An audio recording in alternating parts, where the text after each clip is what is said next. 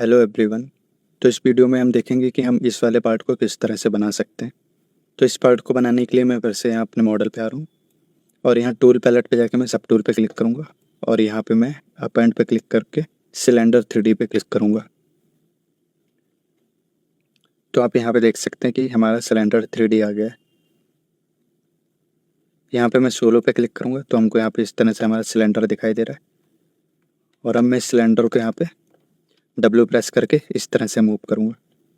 तो आप reference image में देख सकते हैं कि ये पार्ट कितना ज़्यादा पतला है।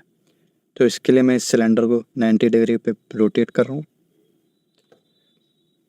और इस येलो पार्ट पे ड्रैग करके मैं इसका साइज़ थोड़ा छोटा कर रहा हूँ और इस ग्रीन रेक्टेंगल पे क्लिक करके मैं इसको थोड़ा स्केल कर दे रहा हूँ।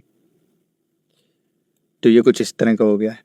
इसको मैं यहाँ पे मूव कर रहा हूँ और यहाँ पे लाके मैं इस तरह से इसकी प्लेसिंग को सही कर रहा हूँ और मैं इसको थोड़ा छोटा कर रहा हूँ। तो अब मैं फिर से डॉक्यूमेंट टैब पे जा रहा हूँ और यहाँ पे मैं टॉप व्यू पे क्लिक कर रहा हूँ। तो हमारा मॉडल यहाँ पे आ गया और अब मैं सी थ्रू पे जाके इसकी प्लेसिंग को चेक कर सकता हूँ। तो आप अभी देख सकते हैं कि इसकी ना तो प्लेसिंग सही है और ना ही इसका साइज सही है। तो मैं फिर से W प्रेस कर रहा हूँ और इस येलो वाले पार्ट को मैं फिर से ड्रैग करके इसको थोड़ा छोटा कर रहा हूँ और इस ग्रीन पार्ट से इसको थोड़ा स्केल दे रहा हूँ और अब मैं सी थ्रू पे आके देखूँगा तो इसकी प्लेसिंग थोड़ी सही हो गई है। अब मैं मूव प्रेस ले रहा हूँ और यहाँ पे मैं इसको थोड़ा कर्व देने की कोशिश करूँगा। तो आप देख सकते हैं कि हमारा मॉडल इस तरह का हो गया है।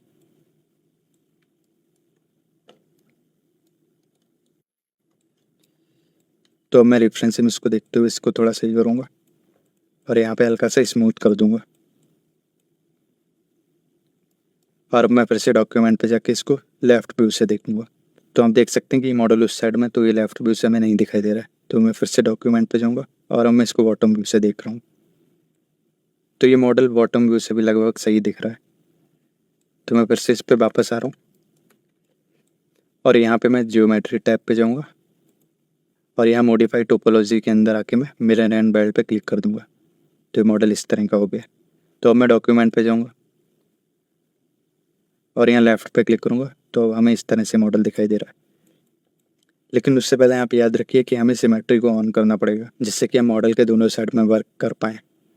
और मैं फिर से डॉक्यूमेंट पे जाकर लेफ्ट पे क्लिक कर रहा हूँ और मैं सी थ्रू को थोड़ा चेंज करके इसकी प्लेसिंग को देख रहा हूँ। तो अभी हमारे मॉडल की प्लेसिंग थोड़ी सही नहीं है, तो मैं सी थ्रू को फिर से 0 कर रहा हूँ। मैं यहाँ पे गिज़्मो टूल को एक्टिव कर रहा हूँ और आप देख सकते हैं हमारा गिज़्मो टूल इस तरह से जा रहा है। तो उसको सही करने के लिए मैं इसको अनलॉक करूँगा और यहाँ पे क्लिक कर दूँगा तो ये सीधा हो जाएगा। और अब मैं फिर से यहाँ पे क्लिक करके इसको लॉक कर दूँगा और मैं फिर से डॉक्यूमेंट पे जाके लेफ्ट व्यू पे इसको चेक करूँगा।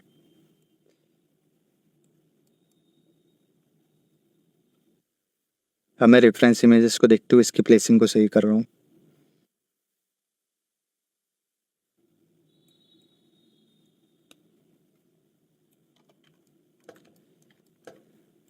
तो इस तरह से मैं यहाँ पे इसको मूव कर रहा हूँ और मैं फिर से डॉक्यूमेंट पे जाकर लेफ्ट व्यू में इसको चेक करूँगा।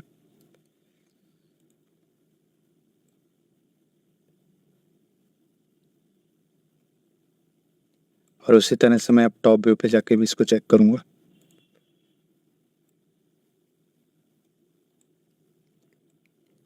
तो आप देख सकते हैं कि ये टॉप व्यू में भी लगभग सही लग रहा है, लेकिन ये टॉप व्यू में इस साइड पे थोड़ा ज़्यादा ही बाहर की ओर आ रहा है।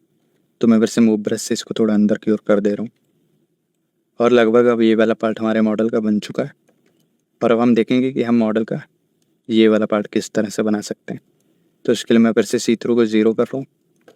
यहाँ मैं फिर से सब टूल पे जा रहा हूँ और यहाँ मैं अपेंड पे क्लिक करके एक और सिलेंडर 3D ले रहा हूँ। तो मैं सिलेंडर 3D पे क्लिक कर रहा हूँ, इसको मैं आइसोलेट कर रहा हूँ और गिज़्मो टूल एक्टिव करके मैं इसको भी 90 डिग्री पे रोटेट कर रहा हूँ और इसके साइज को भी मैं थोड़ा छोटा कर रहा हूँ और इसको मैं यहाँ पे इस तरह से मूव कर दे रहा हूँ।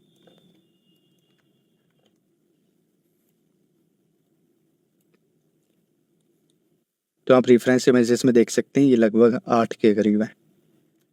तो अगर मैं यहाँ पे आऊँगा और इस ग्रीन रेक्टेंगल पे क्लिक करके मैं इसको थोड़ा स्केल दूंगा और इस तरह से यहाँ पे मूव करूँगा और अब मैं इस तरह से थोड़ा पीछे जा रहा हूँ और अगर मैं कंट्रोल की को प्रेस करके रखूँगा और यहाँ पे ड्रैग करूँगा तो आप देखिए हमारे मॉडल का एक और डुप्लीकेट हो गया।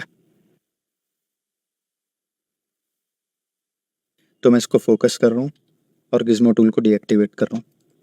तो अभी मैं अगर सिमेट्री को ऑन करूँगा तो आप देख सकते हैं कि हमारी सिमेट्री इस साइड में दिखाई दे रही है, जैसा कि आप देख सकते हैं। तो मैं एक बार फिर से सिमेट्री को बंद कर रहा हूँ और अभी मैं चाह रहा हूँ कि हमारी सिमेट्री जो है वो इधर और इधर इसी मॉडल पे काम करे।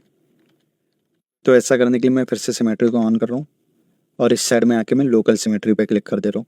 तो अब आप देख सकते हैं हमारी सिमेट्री इसी मॉडल पे, ना कि इस दूसरे साइड में।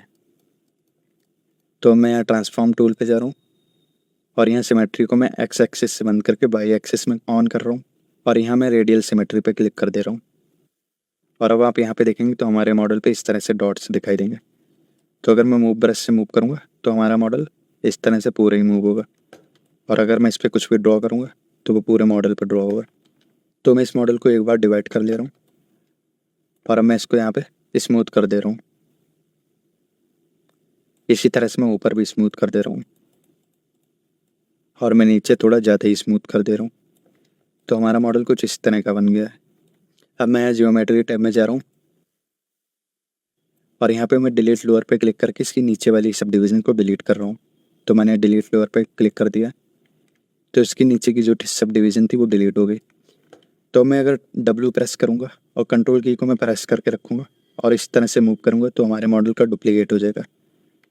और एक बार मैं फिर से बैक कर रहा हूँ, मैं सिमेट्री को ऑफ कर रहा हूँ और मैं इस तरह से थोड़ा पीछे जा रहा हूँ। और अगर अब मैं कंट्रोल की को दबा के रखूँगा और इस तरह से मूव करूँगा तो आप देख सकते हैं कि फिर से हमारे मॉडल का डुप्लीकेट हुआ। मैं फिर से एक बार बैक कर रहा हूँ और इस बार मैं कंट्रोल की को प्रेस करके रखूँगा और यहाँ पे इस बार इस तरह से मूव करूँगा और मैं कंट्रोल की को छोड़ दूँगा। लेकिन मैंने अभी माउस की बटन को छोड़ा नहीं है और मैं इस माउस की बटन को प्रेस किए हुए इस तरह से मूव करता जाऊँगा। तो आप देख सकते हैं कि इस मॉडल के डुप्लीकेट्स होते जा रहे हैं। तो यहाँ पे मैं इसके 9 डुप्लीकेट्स कर रहा हूँ।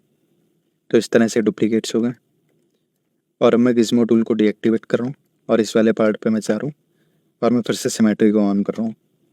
तो आप देख सकते हैं कि हमारी सिमेट्री ऑन है और यहाँ पे मैं इन्फ्लेट ब्रश ले रहा हूँ। तो मैं बी प्रेस कर रहा हूँ, आई प्रेस कर रहा हूँ और यहाँ पे हमको इन्फ्लेट ब्रश दिख रहा है तो मैंने इस पर क्लिक कर दिया।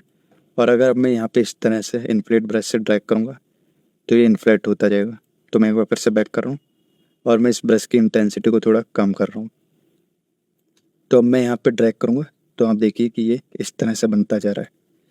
मैं इसको थोड़ा सा स्मूथ कर ले रहा हूँ और मैं फिर से यहाँ पे इस तरह से ड्रैग करता जाऊँगा तो इन्फ्लेट होता जाएगा। और ऊपर की ओर आके मैं इन्फ्लेट ब्रश को अल्ट की प्रेस करके ड्रैग करूँगा तो आप देखिए ये पार्ट इस तरह से होगा। तो मैं इसको थोड़ा सा स्मूथ कर ले रहा हूँ और अब मैं मूव ब्रश से इसको हल्का सा ऊपर की ओर मूव कर दूँगा और इस तरह से अंदर की ओर दबा दूँगा। तो ये पार्ट इस तरह से बन गया है और इसको मैं थोड़ा और ऊपर मूव कर ले रहा हूँ। तो हमारा ये वाला पार्ट इस तरह से बन गया है।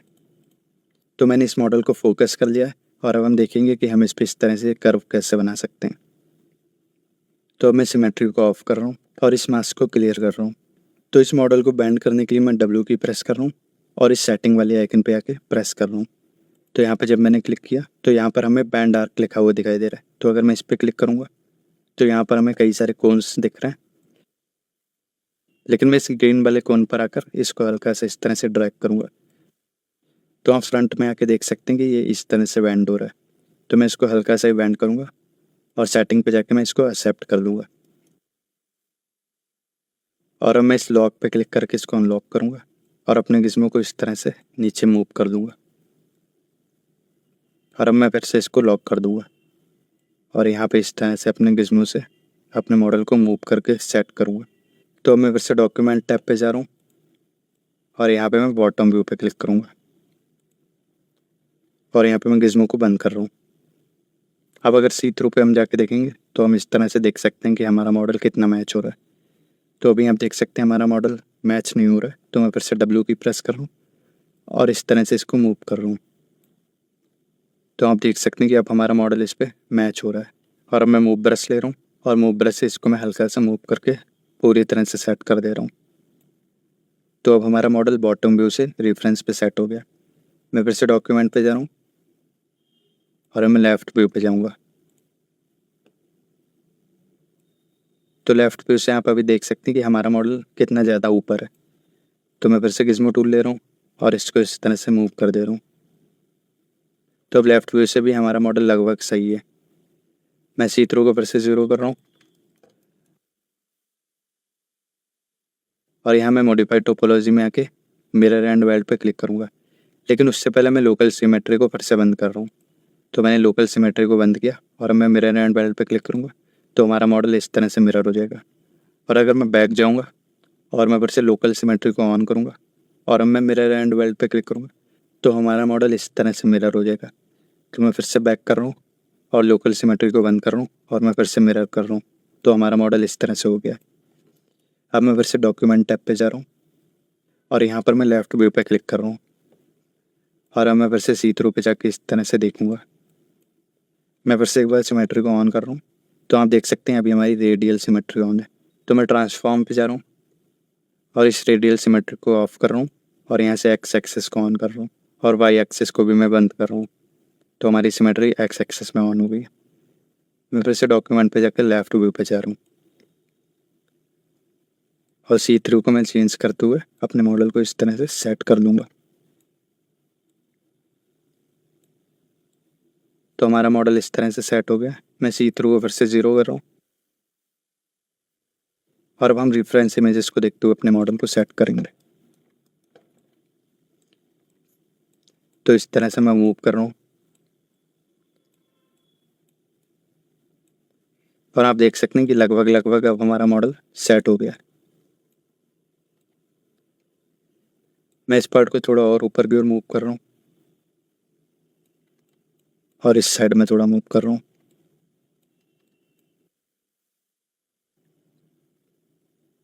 और अब मैं टॉप व्यू में आ रहा हूँ और टॉप व्यू से भी रेफरेंस इमेजेस को देखते हुए अपने मॉडल को सही करूँगा। तो यहाँ पे भी मैं मूव ब्रश से इस तरह से मूव कर रहा हूँ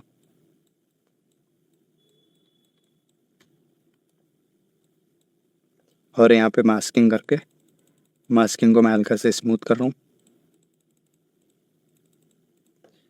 और यहाँ पे मैं गिज़्मो टूल लेके इसको हल्का सा इस तरह से रोटेट कर दे रहा हूँ और मैं मास्किंग को हटा रहा हूँ और मैं यहाँ पे फिर से इसको मूव कर रहा हूँ। तो ये कुछ इस तरह से बन गया। उसी तरह से मैं इस पे भी जा रहा हूँ और यहाँ पर भी मैं इनफ्लेट ब्रश ले रहा हूँ और इसको भी मैं हल्का से इनफ्लेट कर दे रहा हूँ और यहाँ पे मैं हल्का इसको स्मूथ कर दे रहा हूँ।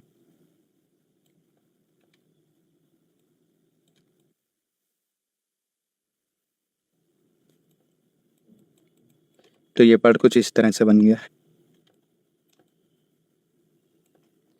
मैं मूव ब्रश लेके इसको थोड़ा सा मूव कर रहा हूँ और यहाँ पर भी आके मैं मूव ब्रश से इसको इस तरह से मूव कर दे रहा हूँ।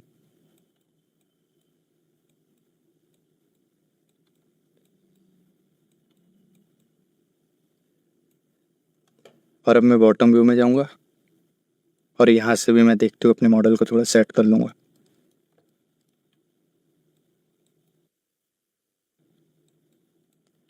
और इस वाले मॉडल पे आके मैं इसको मूव ब्रश से थोड़ा अंदर की ओर मूव कर दूँगा तो हमारा मॉडल इस तरह से बन जाएगा। और इस मॉडल को मैं एक बार डिवाइड कर दूँगा।